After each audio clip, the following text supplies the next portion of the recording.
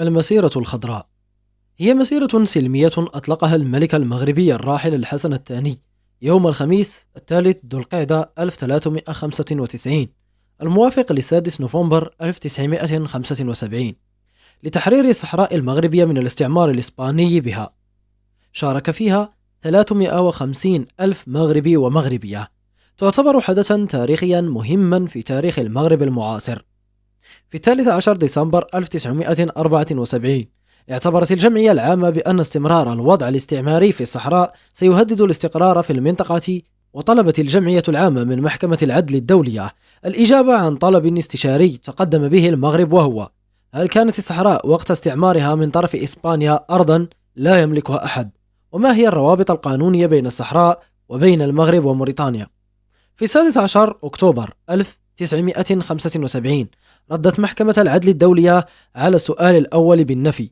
أما بخصوص السؤال الثاني فأعربت عن رأيها ومفاده بأن المعلومات المقدمة إليها أظهرت وجود روابط ولاء قانونية بين السلطان المغربي وبعض القبائل الصحراوية وقت الاستعمار الإسباني.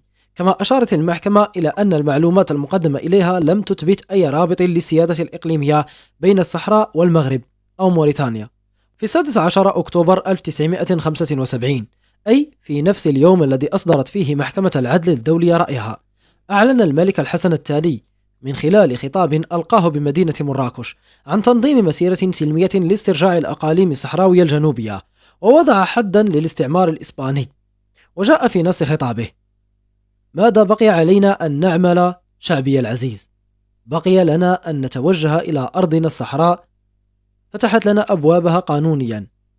اعترف لنا العالم بأسره بأن الصحراء كانت لنا منذ قديم الزمان، واعترف لنا العالم أيضا بأنه كانت بيننا وبين الصحراء روابط، وتلك الروابط لم تقطع تلقائيا وإنما قطعها الاستعمار.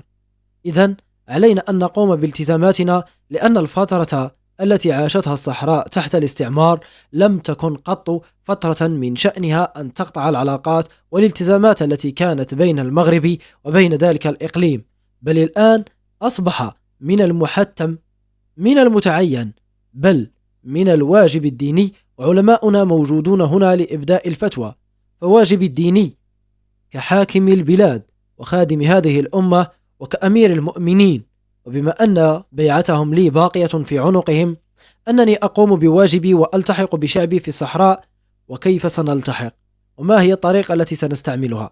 لا يمكن في آن واحد أن نتحاكم أمام هيئة الأمم المتحدة وأمام محكمة العدل، وأن نقوم بحرب تنزف الدماء وتذهب الأرواح.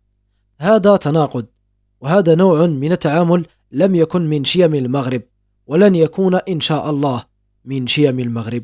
في 24 أكتوبر 1975 وجه الملك الحسن الثاني خطابا إلى المواطنين، ومن بين ما جاء فيه: هذه هي مسيرتنا شعبي العزيز، هذه مسيرتنا منذ سنة، ومنذ ونحن نخطط ونحن نرسم ونحن نجمع الحجج تلو الأخرى، الحجج التاريخية والقانونية والبشرية، ونحن نحاول أن نفتح الأذهان والأفكار للعالم بأسره حتى يقتنع من قوة حججنا وحتى يؤمن بحقوقنا.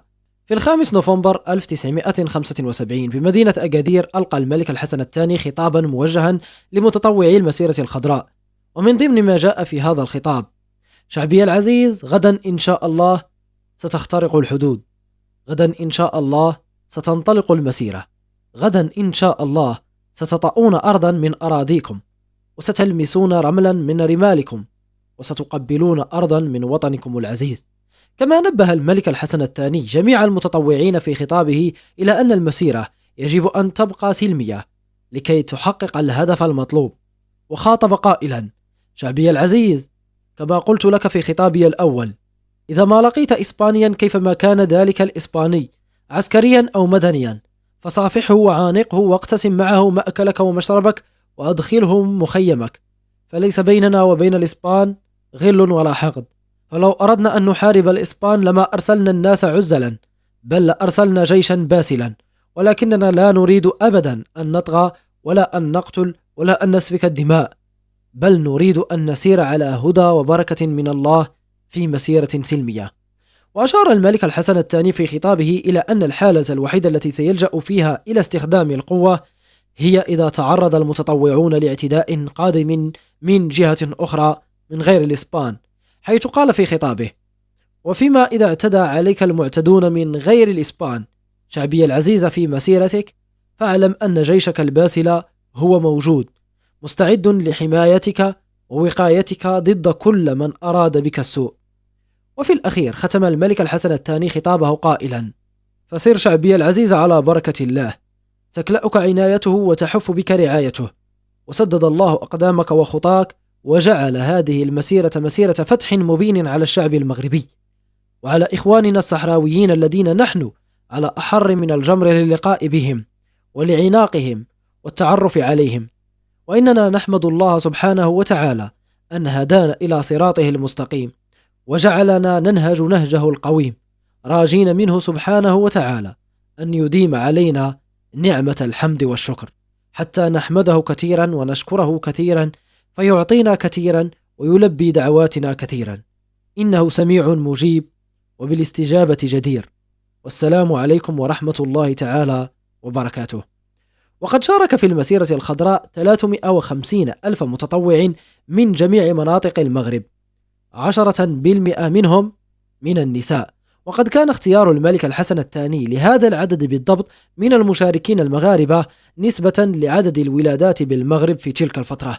وقد تسلح المتطوعون في المسيرة الخضراء بالقرآن والعلم الوطني المغربي، ولم يحمل خلالها أي سلاح، تأكيدا على أنها مسيرة سلمية.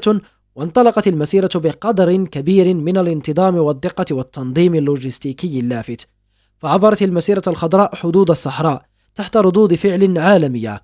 أما إسبانيا فقد عارضتها وطلبت عقد اجتماع لمجلس الأمن لمواجهتها، كما أعلنت من خلال مندوبها في مجلس الأمن أن المسيرة الخضراء هي زحف عسكري مسلح، ولذلك فقد حركت أسطولها البحرية إلى المياه الإقليمية المغربية، كما أعلنت أنها قامت بزرع الألغام على مناطق واسعة من الصحراء.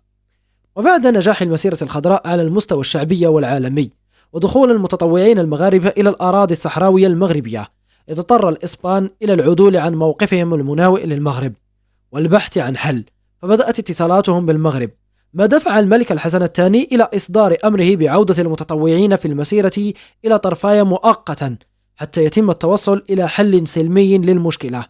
وقد ورد في كتاب ذاكرة ملك أن الصحفي الفرنسي إريك لوران سأل الملك الحسن الثاني: في أي وقت بالضبط قررتم وقف المسيرة الخضراء؟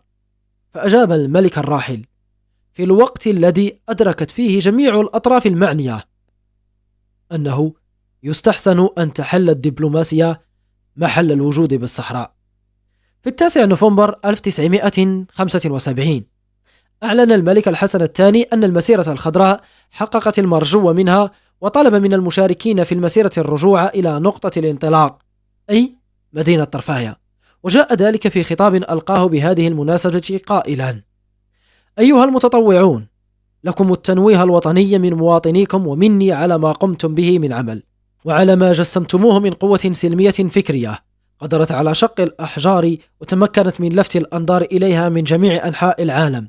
شعبي العزيز، لم تكن لتصل إلى هذه النتائج لولا الثقة الموجودة بيني وبينك، وتلك الثقة الموجودة بينك وبيني المبنية على الاحترام المتبادل والمحبة المتبادلة ولدت هي بدورها الوعي، وذلك الوعي بعدما أصبح وعيا صادقا وإيمانا راسخا ولد الطاعة والانضباط والنظام، وهذا كله أتى بالنتائج المتوخاة وبالأهداف المنشودة.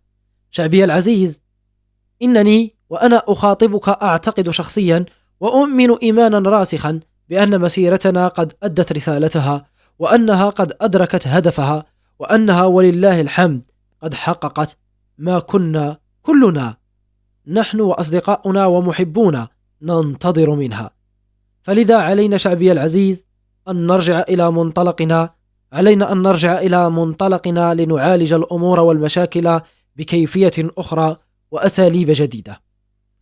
ومن نتائج حدث المسيرة الخضراء الذي أصبح من العلامات الفارقة في تاريخ المغرب الحديث قبول إسبانيا إجراء المفاوضات والوصول إلى اتفاقية مدريد الموقعة في 14 نوفمبر 1975، وهي الاتفاقية التي أقرتها الجمعية العامة للأمم المتحدة، والتي بموجبها دخل المغرب إلى العيون سلميا، وانسحاب الإدارة الإسبانية من المنطقة في يوم 26 فبراير 1976 قبل يومين من الموعد المحدد في اتفاقية مدريد الذي كان 28 فبراير 1976.